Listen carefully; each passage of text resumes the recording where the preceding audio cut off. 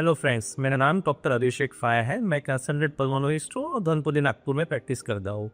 ये चैनल हम लोगों ने हमारे पेशेंट्स के लिए बनाया है जब जिन्हें लंग्स और फेफड़े बीमारी के बारे में और इन्फॉर्मेशन मिल सके और वो सही से ट्रीटमेंट बीमारियों का कैसे होता है, किस प्रकार उसकी जांचें होती है, इस बारे में पता लगा सके।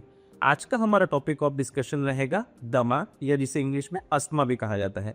दमा अस्थमा जैसे कि आप लोगों को पता होगा काफ़ी कॉमन बीमारी है जिसके कुछ सिम्टम्स रहते हैं, जिसमें कॉमन सिम्टम्स रहते हैं कि बार बार खांसी आना, मौसम बदलने पे सांस की दिक्कत होना, सांस लेते वक्त घर या जोर से आवाज़ आना जिसको व्हीजिंग कहते हैं, चलने पे सांस ज़्यादा फूलना, स्पेशली जब रेनी सीजन या विंटर होता है उस टाइम पे सांस की दिक्कत ज़्यादा आना। कुछ पेशेंट्स को सांस ना फूलते हुए सिर्फ खांसी रहना भी सिम्टम रह सकता है।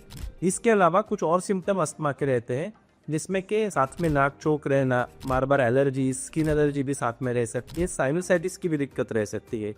ये सारे एक एलर्जिक स्पेक्ट्रम का ही पार्ट है। किसी किसी पेशेंट को साइनस या नाक की एलर्जी ज़्यादा कॉमन रहती है, किसी को गले की एलर्जी और किसी को अगर वो लंग्स में एलर्जी पहुंच जाए तो उसे हम अस्थमा कहते हैं।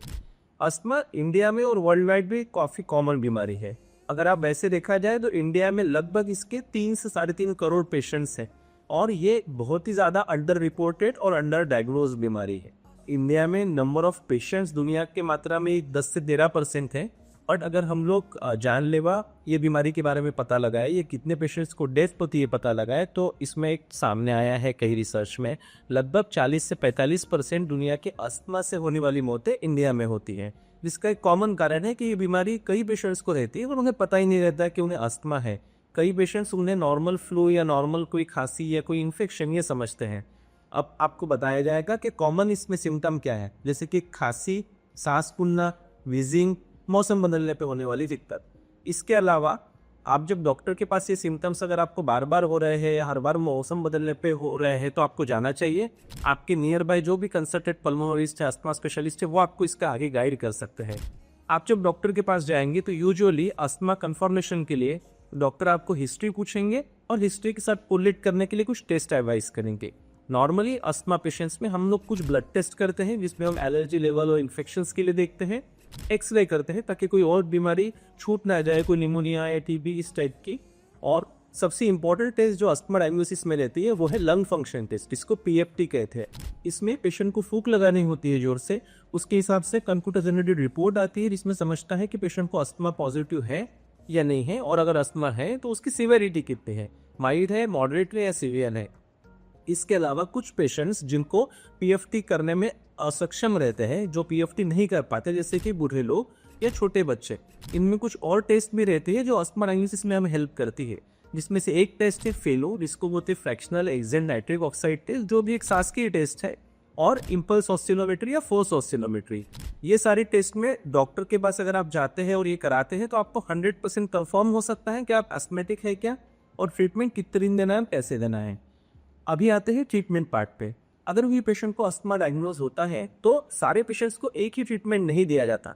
जैसे कि ब्लड प्रेशर में या शुगर में डिपेंडिंग ऑन सीवियरिटी हम दवाई का डोज डिसाइड करते हैं, वैसे ही अस्थमा में रहता है। अगर किसी को माइल्ड अस्थमा है, कम सिम्टम है, तो 15 दिन से महीने भर का ट्रीटमेंट इनफ रहता है। हाँ, लेकिन किसी को अगर सीवियर बीमारी है तो उसमें कम से कम 2 से 3 महीने का कोर्स किया जाता है, जो कि हर महीने डॉक्टर दवाई चेंज करके कम करते जाते हैं। अस्थमा में क्योंकि ये ट्रीटेबल डिसीज है तो मेडिसिन शुरू होते बराबर ही कुछ दिनों में काफ़ी इंप्रूवमेंट लगती है, और ऐसे टाइम कुछ पेशेंट डायरेक्टली दवाई बंद कर देते हैं। ये हमें नहीं करना है। जैसे कि कोई पेशेंट अगर शुगर पेशेंट है, वो शुगर की दवाई जैसे शुगर कंट्रोल होता है तो डायरेक्टली दवाई बंद नहीं करते हैं। यूजुअली उसमें हम स्टेप डाउन धीरे धीरे करके दवाई का डोज कम करते हैं। वैसे ही अस्थमा में भी रहता है।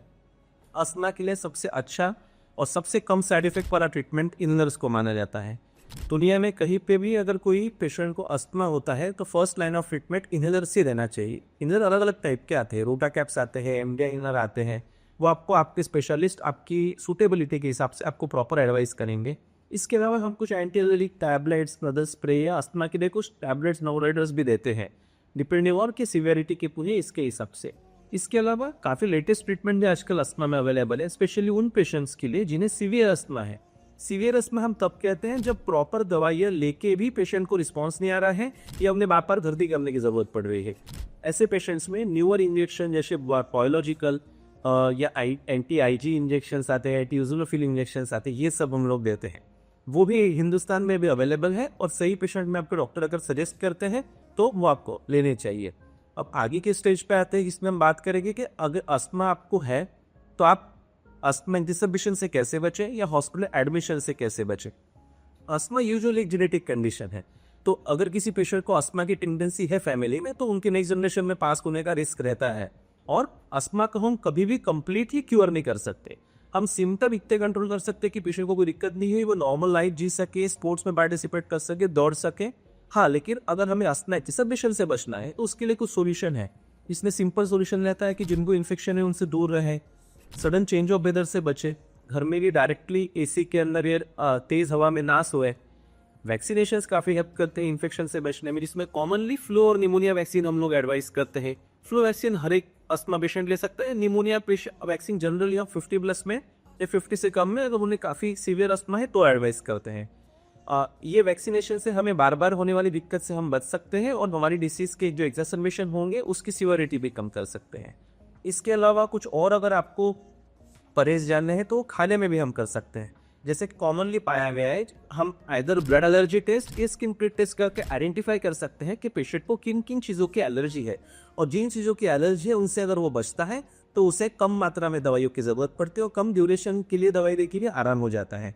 ये टेस्ट भी हमें गाइड करते हैं। अगर टेस्ट नहीं करने तो ऐसे पेशेंट्स को यूजुअली हम खाने में खंडी और खट्टी चीज़ें अवॉइड करने की सलाह देते हैं, या ऐसी चीज़ें जो खाने के बाद उन्हें एलर्जिक सिम्टम बढ़ते हैं उन्हें अवॉइड करने के लिए बोलते हैं। इस बारे में कुछ और भी डाउट्स है अस्थमा ट्रीटमेंट के बारे में या ल्यूरेशन के बारे में या क्यूएल के बारे में, तो आप मेरी वेबसाइट या इस चैनल पे जाके वो वीडियोस देख सकते हैं। कुछ और डाउट है तो आप मुझसे क्लिनिक पे मिल सकते हैं। मेरा नाम डॉक्टर अभिषेक फाय है, कंसल्टेंट पल्लव और दंतोली नागपुर में प्रैक्टिस करता हूं। Thank you.